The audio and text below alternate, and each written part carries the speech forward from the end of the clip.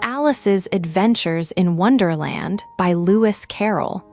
Chapter VIII, The Queen's Croquet-Ground.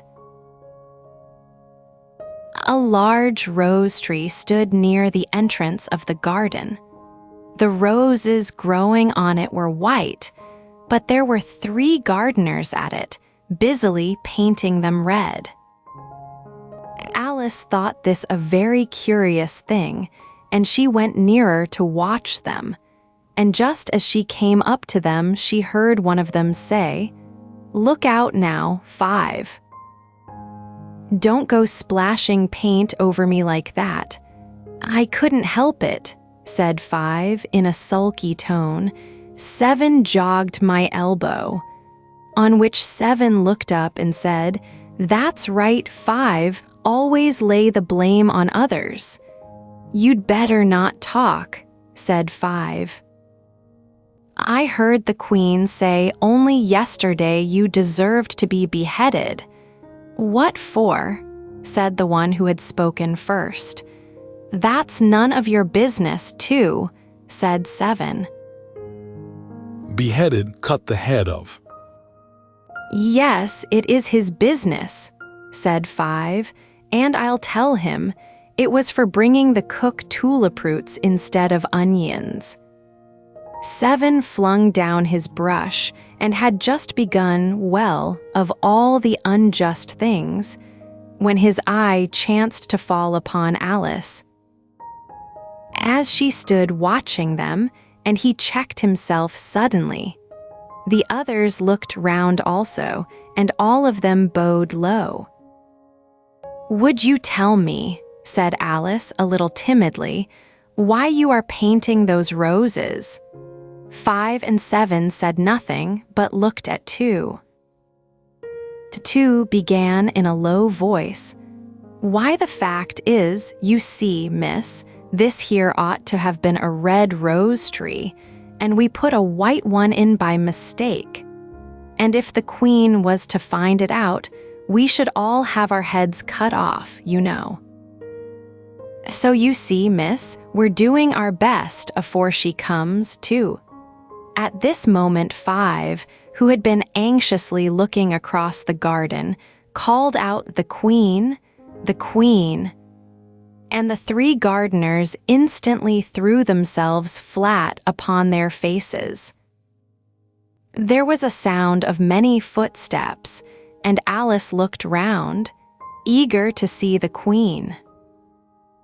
Timidly, in a shy or timid or bashful manner.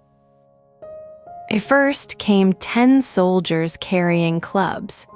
These were all shaped like the 3 gardeners, oblong and flat, with their hands and feet at the corners. Next, the 10 courtiers. These were ornamented all over with diamonds and walked 2 and 2, as the soldiers did. After these came the royal children. There were 10 of them, and the little dears came jumping merrily along hand in hand, in couples. They were all ornamented with hearts. Next came the guests, mostly kings and queens, and among them Alice recognized the white rabbit. It was talking in a hurried, nervous manner, smiling at everything that was said, and went by without noticing her. Then followed the Knave of Hearts, carrying the king's crown on a crimson velvet cushion. And, last of all this grand procession, came the king and queen of Hearts. Alice was rather doubtful whether she ought not to lie down on her face like the 3 gardeners, but she could not remember ever having heard of such a rule at processions. And besides, what would be the use of a procession, thought she, if people had all to lie down upon their faces so that they couldn't see it? So she stood still where she was and waited. When the procession came opposite to Alice, They all stopped and looked at her, and the queen said severely, "Who is this?" She said it to the Knave of Hearts, who only bowed and smiled in reply. Oblong, a plane figure that deviates from a square or circle due to elongation. "Idiot," said the queen, tossing her head impatiently, and turning to Alice she went on, "What's your name, child?" "My name is Alice." "So please your majesty," said Alice very politely, but she added to herself, "Why, they're only a pack of cards after all. I needn't be afraid of them." "And who are these?" said the queen, pointing to the 3 gardeners who were lying round the rose tree. For, you see, as they were lying on their faces, and the pattern on their backs was the same as the rest of the pack, she could not tell whether they were gardeners, or soldiers, or courtiers, or 3 of her own children. "How should I know?" said Alice, surprised at her own courage. "It's no business of mine." The queen turned crimson with fury, and after glaring at her for a moment like a wild beast, screamed off with her head. "Off? Nonsense," said Alice very loudly and decidedly, and the queen was silent. The king laid his hand upon her arm and timidly said, "Consider, my dear, she is only a child." The queen turned angrily away from him and said to the knave, "Turn them over." The knave did so, very carefully, with 1 foot. Courtiers, an attendant at the court of a sovereign.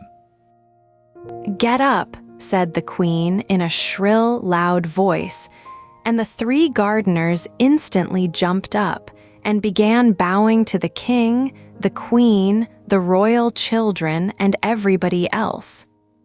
"Leave off that," screamed the queen. "You make me giddy." And then, turning to the rose tree, she went on, "What have you been doing here?" "May it please your majesty," said 2 in a very humble tone. Going down on 1 knee as he spoke, "We were trying." "I see," said the queen, who had meanwhile been examining the roses.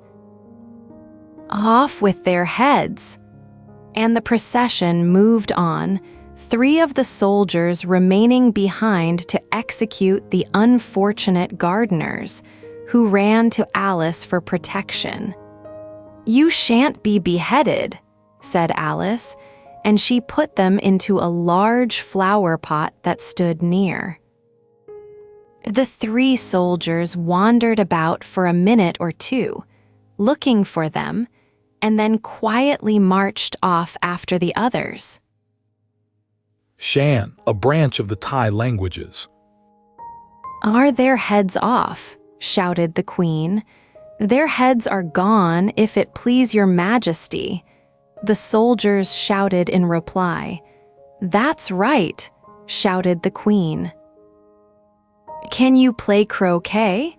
The soldiers were silent and looked at Alice, as the question was evidently meant for her.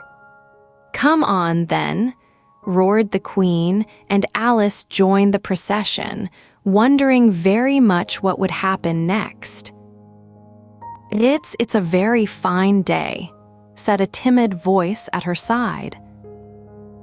Croquet, a game in which players hit a wooden ball through a series of hoops. And she was walking by the white rabbit, who was peeping anxiously into her face. "Very," said Alice. "Where's the Duchess?" "Hush, hush," said the rabbit in a low, hurried tone. He looked anxiously over his shoulder as he spoke, and then raised himself upon tiptoe, put his mouth close to her ear, and whispered, "She's under sentence of execution." "What for?" said Alice. "Did you say, 'What a pity'?" the rabbit asked. "No, I didn't," said Alice. "I don't think it's at all a pity." Tiptoe, the tip of a toe. I said, "What for?" "She boxed the queen's ears," the rabbit began. Alice gave a little scream of laughter. "Oh, hush," the rabbit whispered in a frightened tone. "The queen will hear you." "You see, she came rather late, and the queen said, 'Get to your places,'" shouted the queen in a voice of thunder, and people began running about in all directions, tumbling up against each other. However, they got settled down in a minute or two, and the game began. Alice thought she had never seen such a curious croquet-ground in her life. It was all ridges and furrows. The balls were live hedgehogs. The mallets live flamingos, and the soldiers had to double themselves up and to stand on their hands and feet to make the arches. Flamingos, large pink to scarlet web-footed wading bird with down-bent bill. The players all played at once without waiting for turns, quarreling all the while and fighting for the hedgehogs. And in a very short time, the queen was in a furious passion. Anne went stamping about and shouting "off with his head," or "off with her head," about once in a minute. Alice began to feel very uneasy. To be sure, she had not as yet had any dispute with the queen, but she knew that it might happen any minute, and then, thought she, what would become of me? They're dreadfully fond of beheading people here. The great wonder is that there's anyone left alive. She was looking about for some way of escape and wondering whether she could get away without being seen, when she noticed a curious appearance in the air. It puzzled her very much at first, but after watching it a minute or two, she made it out to be a grin, and she said to herself, "It's the Cheshire Cat. Now I shall have somebody to talk to." "How are you getting on?" said the cat, as soon as there was mouth enough for it to speak with. Alice waited till the eyes appeared, and then nodded. "It's no use speaking to it," she thought, "till its ears have come, or at least one of them." In another minute the whole head appeared, and then Alice put down her flamingo and began an account of the game, feeling very glad she had someone to listen to her. The cat seemed to think that there was enough of it now in sight, and no more of it appeared. Hedgehogs, relatively large rodents with sharp erectile bristles mingled with the fur. "I don't think they play at all fairly," Alice began, in rather a complaining tone, "and they all quarrel so dreadfully one can't hear oneself speak, and they don't seem to have any rules in particular. At least, if there are, nobody attends to them, and you've no idea how confusing it is, all the things being alive. For instance, there's the arch I've got to go through next, walking about at the other end of the ground, and I should have croqueted the queen's hedgehog just now, only it ran away when it saw mine coming." "How do you like the queen?" said the cat in a low voice. "Not at all," said Alice. "She's so extremely—" Just then she noticed that the queen was close behind her, listening, so she went on, "likely to win, that it's hardly worth while finishing the game." The queen smiled and passed on.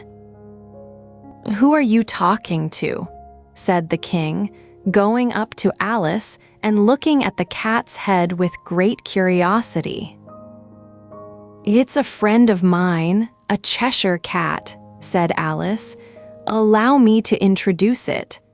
"I don't like the look of it at all," said the king. "However, it may kiss my hand if it likes." "I'd rather not," the cat remarked. "Don't be impertinent," said the king, "and don't look at me like that." He got behind Alice as he spoke. "A cat may look at a king," said Alice. Confusing. Mistake one thing for another. "I've read that in some book, but I don't remember where." "Well, it must be removed," said the king very decidedly, and he called the queen, who was passing at the moment, "my dear." "I wish you would have this cat removed." The queen had only one way of settling all difficulties, great or small. "Off with his head," she said, without even looking round. "I'll fetch the executioner myself," said the king eagerly, and he hurried off. Alice thought she might as well go back and see how the game was going on, as she heard the queen's voice in the distance, screaming with passion. She had already heard her sentence 3 of the players to be executed for having missed their turns, and she did not like the look of things at all, as the game was in such confusion that she never knew whether it was her turn or not. Executioner. An official who inflicts capital punishment in pursuit of a warrant. So she went in search of her hedgehog. The hedgehog was engaged in a fight with another hedgehog, which seemed to Alice an excellent opportunity for croqueting one of them with the other. The only difficulty was that her flamingo was gone across to the other side of the garden, where Alice could see it trying in a helpless sort of way to fly up into a tree. By the time she had caught the flamingo and brought it back, the fight was over and both the hedgehogs were out of sight.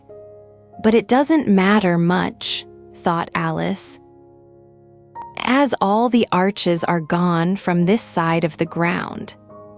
So she tucked it away under her arm that it might not escape again, and went back for a little more conversation with her friend. When she got back to the Cheshire Cat, she was surprised to find quite a large crowd collected round it. There was a dispute going on between the executioner, the king, and the queen, who were all talking at once, while all the rest were quite silent and looked very uncomfortable. The moment Alice appeared, she was appealed to by all 3 to settle the question, and they repeated their arguments to her, though, as they all spoke at once, she found it very hard indeed to make out exactly what they said. The executioner's argument was that you couldn't cut off a head unless there was a body to cut it off from, that he had never had to do such a thing before, and he wasn't going to begin at his time of life. Tucked eatables. The king's argument was that anything that had a head could be beheaded, and that you weren't to talk nonsense. The queen's argument was that if something wasn't done about it in less than no time, she'd have everybody executed all round. It was this last remark that had made the whole party look so grave and anxious. Alice could think of nothing else to say, but it belongs to the Duchess. You'd better ask her about it. She's in prison, the Queen said to the executioner. Fetch her here. And the executioner went off like an arrow. The cat's head began fading away the moment he was gone, and by the time he had come back with the Duchess, it had entirely disappeared. So the king and the executioner ran wildly up and down looking for it, while the rest of the party went back to the game. Wildly, to an extreme or greatly exaggerated degree. Tonight's words: beheaded, timidly, oblong courtiers. Shan, croquet, tiptoe, flamingos. Hedgehogs, confusing, executioner, tucked. Wildly,